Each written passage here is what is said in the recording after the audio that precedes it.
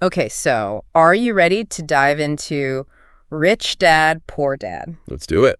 And not just dive into Rich Dad, Poor Dad. Let's do it. And not just any edition, we're talking the Urdu edition. It's pretty fascinating to see this book reach a whole new audience. Definitely. I mean, it's been a global phenomenon. But this Urdu translation, it really shows how these ideas resonate across cultures. Yeah. It's about that universal desire for financial, literacy and freedom. Yeah, absolutely. And, Kiyosaki, he starts off with a really compelling hook. It's the whole, the two dads thing, right? Right. You've got his biological father, the poor dad, who, and this is interesting, had a PhD. Right. But struggled financially. Yeah. And then there's Rich Dad, his friend's father, who built this whole business empire. And get this, dropped out of school at 13. Yeah, and that's what I find so interesting about Kiyosaki's approach. He's really challenging those assumptions we have about what defines success financially. He's not saying education is bad, not at all. Right. But he makes you ask, does that piece of paper, does that degree automatically equal wealth? And, with his two dads, clearly not. No, not at all. And it's like those, how does he put it? The merry men. Yes. Stuck in that loop. Yes. Working hard, getting a raise, maybe buy a bigger house or a car, but they're just running in place, right? Yeah, exactly. Kiyosaki would say they're caught in the rat race. Okay. So focused on earning that they never actually learn to make that money work for them. So instead of bigger paychecks, Rich Dad, he's all about building assets. Yes. Things that put money in your pocket, right? Yes. Which he contrasts with liabilities, things that take money out. And this is where I think it gets really interesting, because he kind of redefines what a lot of us consider assets. Oh, absolutely. Like a house, for instance. Most people, they see a house, they think asset, right? Right. But he argues it can actually be a liability, especially if it's not generating income, if it's just draining your account every month. Mortgage payments, taxes, upkeep, all of that. It's about, I think, shifting your perspective. It's such a good point. It's not about never owning a house. Right. It's about being smart. Exactly. How you own it. How you own it, yeah. And this whole idea of assets versus liabilities, it's like learning a new language almost. It is. It's like retraining your brain to look at those purchases, those big financial decisions, and instead of asking, can I afford this? You ask, is this going to put money in my pocket or take it out? Which is a hard question. It is. Especially when you're so used to thinking a certain way. It reminds me of when he talks about corporations, like back in the 80s, hoarding cash, doing those stock buybacks. Right.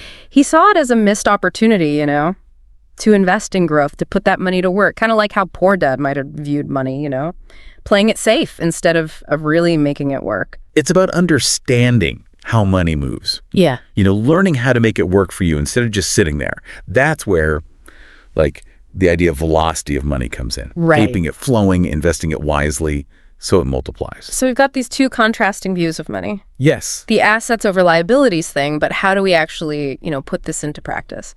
That's where his concept of financial education comes in. And he's not just talking about balancing a checkbook or, basic budgeting. This is bigger. It is. This is about understanding how the whole system works. Yes. And he's very critical of, how traditional education often just doesn't cut it in this area. He felt like school prepared him for a job. Right. Not for building actual wealth. Which I think is so important for people to hear. It's not enough to just earn money. No. You have to know how to manage it, to make it grow, to make it work towards your goals. Exactly. And he's not just, preaching from some ivory tower. He shares his own journey, Warts and all, we hear about the nylon wallet business, ventures into real estate, even his bankruptcy. He's not afraid to be vulnerable. And I think that's what makes it so powerful. Yeah. He's showing that, look, success isn't always linear. He went from working for, 10 cents an hour as a kid to, achieving financial freedom later on. It's a good reminder. It's never too late. Never too late, exactly. And I love how he talks about buying his first house, this condo, at such a bargain, $65,000. Wow. Well below market value. And, it wasn't just luck. It was applying Rich Dad's principles, finding an undervalued asset, turning it into passive income. Exactly. That's what I find so powerful about the book. It gives you that framework. Yes. To start thinking about money differently, to see those opportunities that you might otherwise miss. It's like he's giving you a new pair of glasses, to see the whole world of finance. It is. It's about questioning those assumptions, being open to those new ideas, and understanding that, look, financial success, it's not a destination, it's a journey. It's a journey. And, it's interesting because even after he found success in business, Kiyosaki still felt this pull, this drive to share what he'd learned. Yeah. Like he could have just kept building his own wealth, right? Right. But instead, he co-founds a company back in 1985 focused on business and financial education.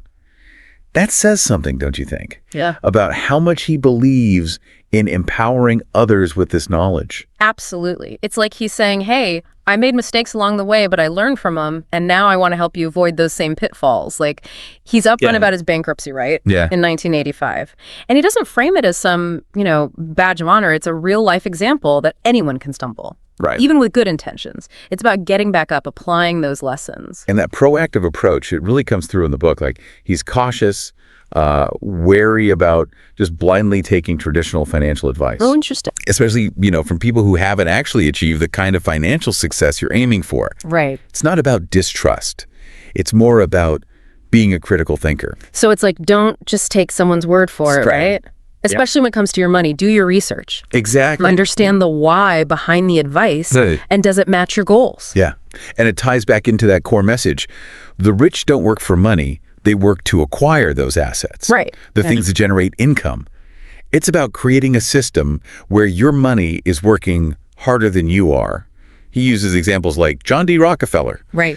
Building those empires, but by focusing on assets, not just paychecks. And that's a huge mind shift for a lot of people, I think, to go from, trading time for money, which is what most of us are doing, to building something that's generating income even when you're not clocking in. It is. It's about becoming like the architect of your own financial future, right? Yeah. And investing in your financial education. I mean, that's a big one. Reading books, going to seminars, talking to people who get it. Right. It's like any skill, the more you learn, the better equipped you are. And this is where that whole concept of working to learn versus working to earn really clicked for me. Like, it's easy to get stuck in a job just for the paycheck. Oh, yeah. But Kiyosaki, he challenges us to think long term. What skills are you actually gaining? How can those translate into maybe more earning potential down the line? Exactly. Playing the long game. Investing in yourself so you can create that freedom. And he doesn't shy away from, the emotional side of money either. Right. He talks about fear being a big obstacle for a lot of people, that fear of losing money, of taking risks. Oh, for sure. Yeah. He says, the wealthy, they learn to manage that fear, to take those calculated risks, because they understand that sometimes you got to break a few eggs to make an omelet, Exactly. It's part of the process. Yeah. And he challenges this idea we have about security. We often think a steady job equals security. Right. But he argues true security, it comes from financial independence. Mm-hmm. Having those assets that provide that safety net. Having those options, right. Yes. Which is something Rich Dad really instilled in him from a young age. It was all about thinking like an investor, being on the lookout for opportunities, even as a kid. That early exposure, it really shapes you. It's like planting those seeds of financial literacy early on. Yeah. And Rich Dad, he didn't just talk about it. He took young Kiyosaki to meet with bankers, talk about investments. He was learning by doing. Right, which is so much more powerful than just reading it in a textbook. It's one thing to know about money. It's another to understand how it works in the real world. Absolutely. Yeah. And Rich Dad pushed him to challenge that conventional thinking, to question the status quo. Especially when it comes to making money. Yeah, which can be scary for some people. Oh, yeah. But his message is about empowerment, about realizing you have more control than you might think. And one way he talks about doing that is through entrepreneurship. Which is interesting because he himself had this diverse career path, joining the Marines, becoming a helicopter pilot during Vietnam. Then he's a Xerox salesman. Right. Those experiences, they might not be directly about finance on the surface, Right. but they probably taught him a lot about leadership, discipline, communication, which are valuable everywhere. Absolutely. And you really see that entrepreneurial spirit in those stories he tells about starting that nylon wallet business as a kid. It's a great example of seeing a need, taking a risk, building a system. And that's a big takeaway from Rich Dad, Poor Dad. It's not just about those individual deals or paychecks. It's about those systems that generate wealth over time, whether that's a business, real estate, investing. It's that long game. He also talks a lot about leverage. Yeah. And I don't think he means it in a negative way. It's about using other people's time, their money, resources effectively to reach your goals faster. So being smart, strategic. Exactly. Working smarter, not just harder. And speaking of smart, I mean, another big takeaway is that emphasis on financial literacy, right? Like he feels so strongly that this is missing in our traditional education. Oh, absolutely. He sees it as key to breaking that cycle of poverty, empowering people to create a better future. And it's never too late, or too early for that matter. He talks about how Rich Dad started teaching him about money at 9 years old. Which is amazing. It shows you the impact those early lessons can have, but it's not just the practical stuff, like balancing a checkbook. It's about Rich Dad instilling that entrepreneurial mindset, someone who's out there creating opportunities instead of waiting for them. That's such a powerful shift. Instead of waiting for permission or that lucky break, it's about taking ownership. He talks about buying his first piece of real estate, this condo, for a steal. $65,000. Wow. Well below market value. Now, that's not just luck, right? That's understanding the market, knowing a good deal when you see it, and being willing to take action. And those are skills he learned from his rich dad, identifying those undervalued assets and being bold. It's like that saying, you don't know what you don't know. Having a mentor, someone who's been there, can be so valuable. And he really emphasizes that learning never stops. He's all about lifelong learning, challenging your assumptions, because the financial landscape is always changing. And one of the most important things to learn, and I think this is huge, is how to manage your emotions around money, right? Oh, 100%. Because fear can be paralyzing. For sure. But he also talks about how excitement or greed, they can lead to impulsive decisions, right? Yeah. It's about finding that balance, making those rational choices. It's emotional intelligence, understanding how your emotions are playing into those money decisions and learning to make choices that are in your best interest. So we've got this idea of building assets, managing risk, but what about that emotional human side of money? Because Rich Dad didn't just teach him about money, right? Right. He taught him about overcoming self-doubt, about building confidence. And those are skills that go way beyond just your bank account. 100%. He even talks about his own struggles with dyslexia, right? A learning disability he had as a child. He could have let that define him. Right. But he found ways to overcome it and succeed. It's like a reminder that, there are going to be obstacles. They don't have to dictate your future. Exactly. And that's that message of empowerment again. He wants people to realize financial freedom is possible. It doesn't matter your background, your past experiences. It's about the mindset. It's about the knowledge. And it's about taking action. It's like he's saying, look, don't let fear or your past or what you think you know about money hold you back. And that's what I love about this whole idea of financial freedom. It's not about being a millionaire, right? It's about options. It's about having choices. Exactly. And Kiyosaki really challenges that traditional idea of security. Yeah. He argues that true security, it doesn't come from that steady paycheck. It comes from having control, having those assets working for you, no matter what's happening in the job market. Which can feel like a big leap for a lot of people, especially if you're raised with a more, traditional view of money. It's like he's asking us to rethink the whole game. He is.